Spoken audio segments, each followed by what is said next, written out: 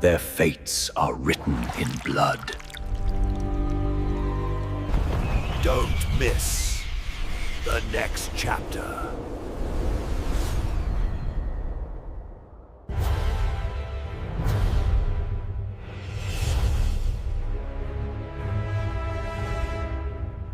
I awoke in my own bed. If it be that I had not dreamt, the Count must have carried me here. I tried to satisfy myself on the subject, but could not arrive at any unquestionable result. To be sure, there were certain small evidences, such as that my clothes were folded and laid by in a manner which was not my habit. My watch was still unwound, and I am rigorously accustomed to wind it the last thing before going to bed, and many such details. But these things are no proof, for they may have been evidences that my mind was not as usual, and, from some cause or another, I had certainly been much upset. I must watch for proof. Of one thing I am glad. If it was that the Count carried me here and undressed me, he must have been hurried in his task, for my pockets are intact. I am sure this diary would have been a mystery to him which he would not have brooked. He would have taken or destroyed it. As I look round this room, although it has been to me so full of fear, it is now a sort of sanctuary, for nothing can be more dreadful than those awful women who were waiting to suck my blood. 18 May. I have been down to look at that room again in daylight, for I must know the truth. When I got to the doorway at the top of the stairs, I found it closed. It had been so forcibly driven against the jamb that part of the woodwork was splintered. I could see that the bolt of the lock had not been shot, but the door is fastened from the inside. I fear it was no dream, and must act on this surmise. 19 May. I am surely in the toils. Last night the Count asked me in the suavest tones to write 3 letters, one saying that my work here was nearly done, and that I should start for home within a few days, another that I was starting on the next morning from the time of the letter, and the third that I had left the castle and arrived at Bistritz. I would fain have rebelled, but felt that in the present state of things it would be madness to quarrel openly with the Count whilst I am so absolutely in his power, and to refuse would be to excite his suspicion and to arouse his anger. He knows that I know too much, and that I must not live, lest I be dangerous to him. My only chance is to prolong my opportunities. Something may occur which will give me a chance to escape. I saw in his eyes something of that gathering wrath which was manifest when he hurled that fair woman from him. He explained to me that posts were few and uncertain, and that my writing now would ensure ease of mind to my friends, and he assured me with so much impressiveness that he would countermand the later letters, which would be held over at Bistritz until due time, in case chance would admit of my prolonging my stay, that to oppose him would have been to create new suspicion. I therefore pretended to fall in with his views, and asked him what dates I should put on the letters. He calculated a minute, and then said, "The first should be June 12, the second June 19, and the third June 29. I know now the span of my life. God help me." 28 May. There is a chance of escape, or at any rate of being able to send word home. A band of Scani have come to the castle, and are encamped in the courtyard. These Scani are gypsies. I have notes of them in my book. They are peculiar to this part of the world, though allied to the ordinary gypsies all the world over. There are thousands of them in Hungary and Transylvania who are almost outside all law. They attach themselves as a rule to some great noble or boyar and call themselves by his name.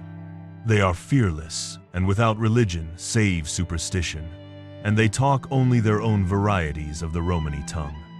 I shall write some letters home, and shall try to get them to have them posted. I have already spoken them through my window to begin acquaintanceship.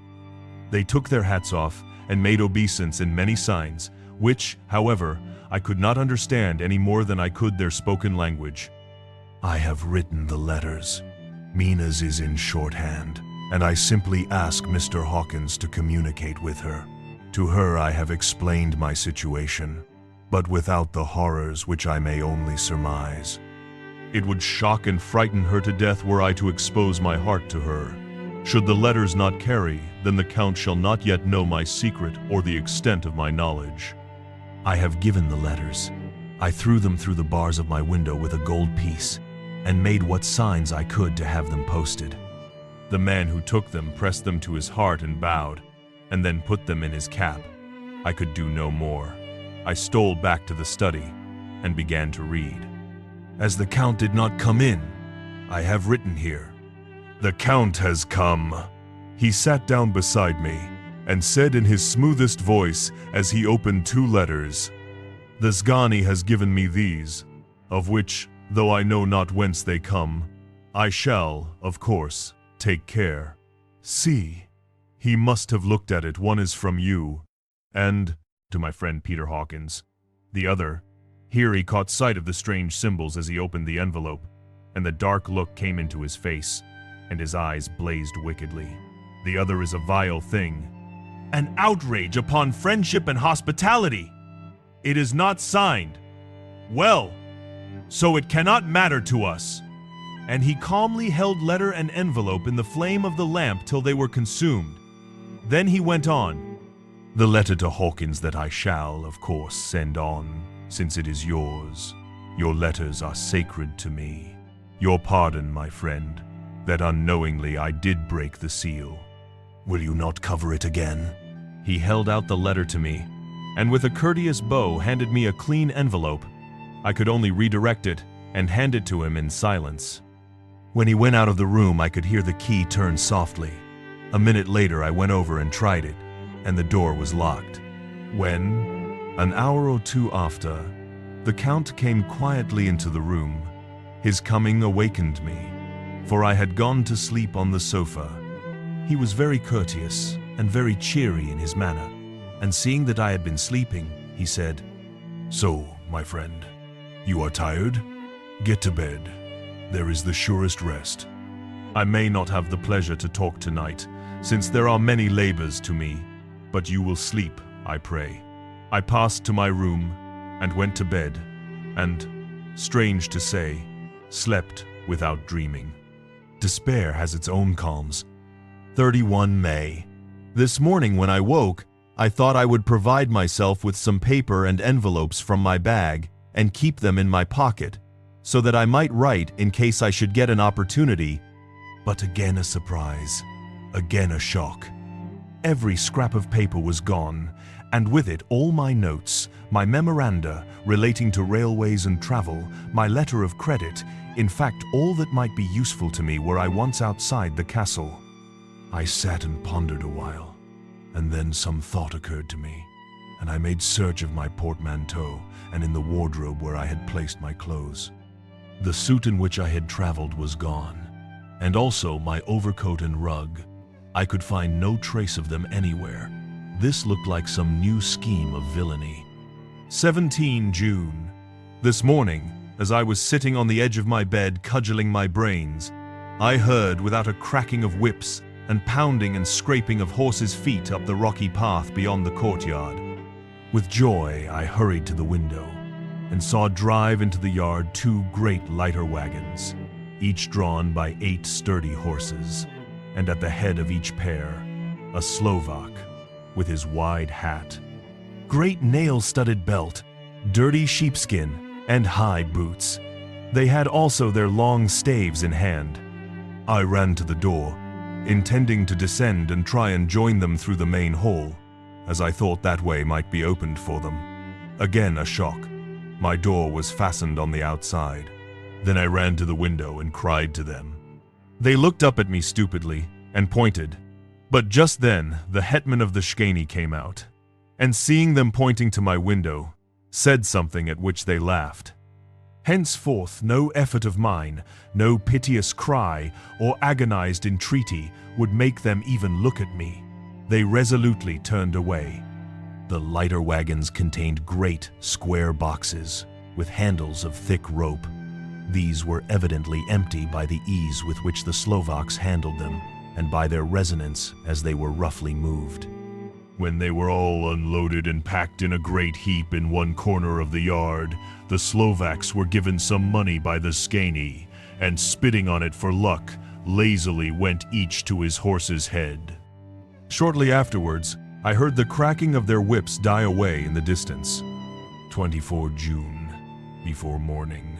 Last night the Count left me early and locked himself into his own room. As soon as I dared, I ran up the winding stair and looked out of the window, which opened south. I thought I would watch for the Count, for there is something going on. The Skani are quartered somewhere in the castle and are doing work of some kind. I know it, for now and then I hear a faraway muffled sound as of mattock and spade, and, whatever it is, it must be the end of some ruthless villainy. I had been at the window somewhat less than half an hour when I saw something coming out of the Count's window. I drew back and watched carefully and saw the whole man emerge. It was a new shock to me to find that he had on the suit of clothes which I had worn whilst traveling here, and slung over his shoulder the terrible bag which I had seen the women take away. There could be no doubt as to his quest, and in my garb, too. This, then, is his new scheme of evil, that he will allow others to see me, as they think, so that he may both leave evidence that I have been seen in the towns or villages, posting my own letters, and that any wickedness which he may do shall by the local people be attributed to me. It makes me rage to think that this can go on, and whilst I am shut up here, a veritable prisoner, but without that protection of the law which is even a criminal's right and consolation, I thought I would watch for the Count's return, and for a long time sat doggedly at the window. Then I began to notice that there were some quaint little specks floating in the rays of the moonlight. They were like the tiniest grains of dust, and they whirled round and gathered in clusters in a nebulous sort of way. I watched them with a sense of soothing, and a sort of calm stole over me. I leaned back in the embrasure in a more comfortable position, so that I could enjoy more fully the aerial gambling. Something made me start up, a low, piteous howling of dogs somewhere far below in the valley, which was hidden from my sight. Louder it seemed to ring in my ears, and the floating motes of dust to take new shapes to the sound as they danced in the moonlight. I felt myself struggling to awake to some call of my instincts.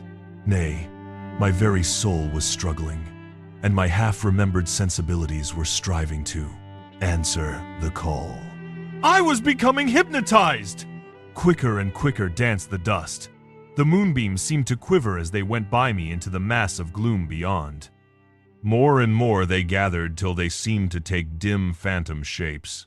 And then I started, broad awake and in full possession of my senses, and ran screaming from the place. The phantom shapes, which were becoming gradually materialized from the moonbeams, were those of the 3 ghostly women to whom I was doomed. I fled, and felt somewhat safer in my own room, where there was no moonlight, and where the lamp was burning brightly.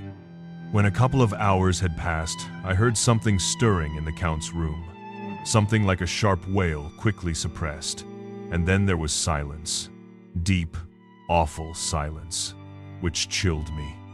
With a beating heart, I tried the door, but I was locked in my prison and could do nothing. I sat down and simply cried. As I sat, I heard a sound in the courtyard without the agonized cry of a woman. I rushed to the window and, throwing it up, peered out between the bars. There, indeed, was a woman with disheveled hair, holding her hands over her heart as one distressed with running. She was leaning against a corner of the gateway. When she saw my face at the window, she threw herself forward and shouted in a voice laden with menace, "Monster! Give me my child!"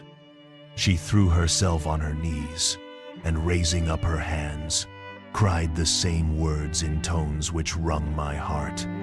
Then she tore her hair and beat her breast, and abandoned herself to all the violences of extravagant emotion. Finally, she threw herself forward, and, though I could not see her, I could hear the beating of her naked hands against the door. Somewhere high overhead, probably on the tower. I heard the voice of the Count calling in his harsh metallic whisper. His call seemed to be answered from far and wide by the howling of wolves. Before many minutes had passed, a pack of them poured, like a pent-up dam when liberated, through the wide entrance into the courtyard. There was no cry from the woman, and the howling of the wolves was but short. Before long, they streamed away singly, licking their lips. I could not pity her, for I knew now what had become of her child, and she was better dead. What shall I do? What can I do? How can I escape from this dreadful thing of night and gloom and fear? 25 June morning. No man knows, till he has suffered from the night, how sweet and how dear to his heart and eye the morning can be.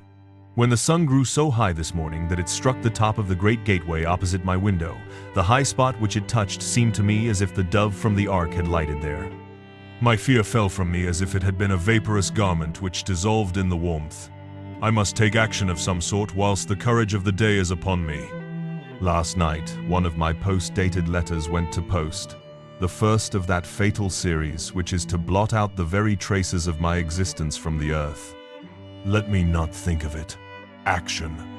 It has always been at night time that I have been molested or threatened, or in some way in danger or in fear. I have not yet seen the Count in the daylight. Can it be that he sleeps when others wake, that he may be awake whilst they sleep? If I could only get into his room! But there is no possible way. The door is always locked, no way for me. Yes, there is a way. If one dares to take it, where his body has gone, why may not another body go? I have seen him myself crawl from his window. Why should not I imitate him and go in by his window? The chances are desperate, but my need is more desperate still. I shall risk it. At the worst, it can only be death. And a man's death is not a calf's, and the dreaded hereafter may still be open to me. God help me in my task! Goodbye, Mina! If I fail, goodbye, my faithful friend and second father! Goodbye, all! And last of all, Mina! Same day. Later. I have made the effort, and God, helping me, have come safely back to this room. I must put down every detail in order. I went whilst my courage was fresh, straight to the window on the south side, and at once got outside on the narrow ledge of stone which runs around the building on this side. The stones are big and roughly cut, and the mortar has by process of time been washed away between them. I took off my boots and ventured out on the desperate way. I looked down once, so as to make sure that a sudden glimpse of the awful depth would not overcome me, but after that kept my eyes away from it. I knew pretty well the direction and distance of the Count's window, and made for it as well as I could, having regard to the opportunities available. I did not feel dizzy. I suppose I was too excited and the time seemed ridiculously short till I found myself standing on the windowsill and trying to raise up the sash. I was filled with agitation, however, when I bent down and slid feet foremost in through the window. Then I looked around for the Count, but, with surprise and gladness, made a discovery. The room was empty. It was barely furnished with odd things, which seemed to have never been used. The furniture was something the same style as that in the south rooms, and was covered with dust. I looked for the key, but it was not in the lock, and I could not find it anywhere. The only thing I found was a great heap of gold in one corner. Gold of all kinds, Roman and British and Austrian and Hungarian, and Greek and Turkish money, covered with a film of dust, as though it had lain long in the ground. None of it that I noticed was less than 300 years old. There were also chains and ornaments, some jeweled, but all of them old and stained. At one corner of the room was a heavy door. I tried it, for, since I could not find the key of the room or the key of the outer door, which was the main object of my search, I must make further examination, or all my efforts would be in vain. It was open and led through a stone passage to a circular stairway which went steeply down. I descended, minding carefully where I went, for the stairs were dark, being only lit by loopholes in the heavy masonry. At the bottom there was a dark, tunnel-like passage, through which came a deathly, sickly odor, the odor of old earth newly turned. As I went through the passage, the smell grew closer and heavier. At last I pulled open a heavy door which stood ajar, and found myself in an old ruined chapel, which had evidently been used as a graveyard. The roof was broken, and in 2 places were steps leading to vaults, but the ground had recently been dug over, and the earth placed in great wooden boxes, manifestly those which had been brought by the Slovaks. There was nobody about, and I made search for any further outlet, but there was none. Then I went over every inch of the ground, so as not to lose a chance. I went down even into the vaults, where the dim light struggled, although to do so was a dread to my very soul. Into 2 of these I went, but saw nothing except fragments of old coffins and piles of dust. In the 3rd, however, I made a discovery. There, in one of the great boxes, of which there were 50 in all, on a pile of newly dug earth, lay the Count. He was either dead or asleep. I could not say which, for the eyes were open and stony, but without the glassiness of death, and the cheeks had the warmth of life through all their pallor. The lips were as red as ever. But there was no sign of movement, no pulse, no breath, no beating of the heart. I bent over him and tried to find any sign of life, but in vain. He could not have lain there long, for the earthy smell would have passed away in a few hours. By the side of the box was its cover, pierced with holes here and there. I thought he might have the keys on him, but when I went to search I saw the dead eyes, and in them, dead though they were, such a look of hate, though unconscious of me or my presence, that I fled from the place, and leaving the Count's room by the window, crawled again up the castle wall. Regaining my room, I threw myself panting upon the bed and tried to think. 29 June. Today is the date of my last letter, and the Count has taken steps to prove that it was genuine, for again I saw him leave the castle by the same window, and in my clothes. As he went down the wall, lizard fashion, I wished I had a gun or some lethal weapon that I might destroy him, but I fear that no weapon wrought alone by man's hand would have any effect on him. I dared not wait to see him return, for I feared to see those weird sisters. I came back to the library and read there till I fell asleep. I was awakened by the Count, who looked at me as grimly as a man can look as he said, "Tomorrow, my friend, we must part. You return to your beautiful England, I to some work which may have such an end that we may never meet. Your letter home has been dispatched. Tomorrow I shall not be here, but all shall be ready for your journey. In the morning come the Shkeni, who have some labors of their own here, and also come some Slovaks. When they have gone, my carriage shall come for you, and shall bear you to the Borgo Pass to meet the diligence from Bukovina to Bistritz. But I am in hopes that I shall see more of you at Castle Dracula." I suspected him, and determined to test his sincerity. Sincerity! It seems like a profanation of the word to write it in connection with such a monster, so asked him point blank, "Why may I not go tonight?" "Because, dear sir, my coachman and horses are away on a mission." "But I would walk with pleasure. I want to get away at once." He smiled, such a soft, smooth, diabolical smile that I knew there was some trick behind his smoothness. He said, "And your baggage?" "I do not care about it. I can send for it some other time." The Count stood up and said, with a sweet courtesy which made me rub my eyes, it seemed so real, "You English have a saying which is close to my heart, for its spirit is that which rules our boyars. Welcome the coming, speed the parting guest. Come with me, my dear young friend. Not an hour shall you wait in my house against your will, though sad am I at your going, and that you so suddenly desire it. Come." With a stately gravity, he, with the lamp, preceded me down the stairs and along the hall. Suddenly, he stopped. Hark! Close at hand came the howling of many wolves. It was almost as if the sound sprang up at the rising of his hand, just as the music of a great orchestra seems to leap under the baton of the conductor. After a pause of a moment, he proceeded, in his stately way, to the door, drew back the ponderous bolts, unhooked the heavy chains, and began to draw it open. To my intense astonishment, I saw that it was unlocked. Suspiciously, I looked all round, but could see no key of any kind. As the door began to open, the howling of the wolves without grew louder and angrier.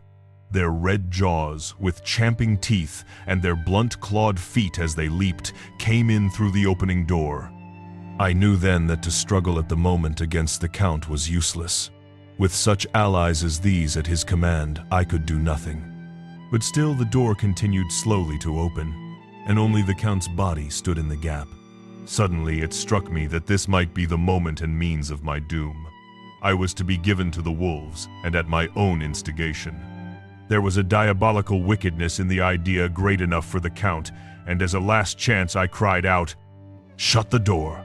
I shall wait till morning," and covered my face with my hands to hide my tears of bitter disappointment. With one sweep of his powerful arm, the Count threw the door shut, and the great bolts clanged and echoed through the hall as they shot back into their places. In silence, we returned to the library, and after a minute or two, I went to my own room. The last I saw of Count Dracula was his kissing his hand to me, with a red light of triumph in his eyes, and with a smile that Judas in hell might be proud of. When I was in my room and about to lie down, I thought I heard a whispering at my door. I went to it softly and listened. Unless my ears deceived me, I heard the voice of the Count. "Back, back, to your own place! Your time is not yet come. Wait, have patience. Tonight is mine. Tomorrow night is yours." There was a low, sweet ripple of laughter, and in a rage I threw open the door and saw without the three terrible women licking their lips. As I appeared, they all joined in a horrible laugh and ran away. I came back to my room and threw myself on my knees. "It is then so near the end? Tomorrow, tomorrow! Lord, help me, and those to whom I am dear." 30 June, morning. These may be the last words I ever write in this diary. I slept till just before the dawn, and when I woke, threw myself on my knees, for I determined that if death came, he should find me ready. At last I felt that subtle change in the air, and knew that the morning had come. Then came the welcome cockcrow, and I felt that I was safe. With a glad heart, I opened my door and ran down to the hall. I had seen that the door was unlocked, and now escape was before me. With hands that trembled with eagerness, I unhooked the chains and drew back the massive bolts. But the door would not move. Despair seized me. I pulled and pulled at the door and shook it till, massive as it was, it rattled in its casement. I could see the bolt shot. It had been locked after I left the Count.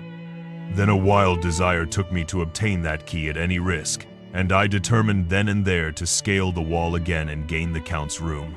He might kill me, but death now seemed the happier choice of evils. Without a pause, I rushed up to the east window and scrambled down the wall, as before, into the Count's room. It was empty, but that was as I expected. I could not see a key anywhere, but the heap of gold remained. I went through the door in the corner and down the winding stair, and along the dark passage to the old chapel. I knew now well enough where to find the monster I sought.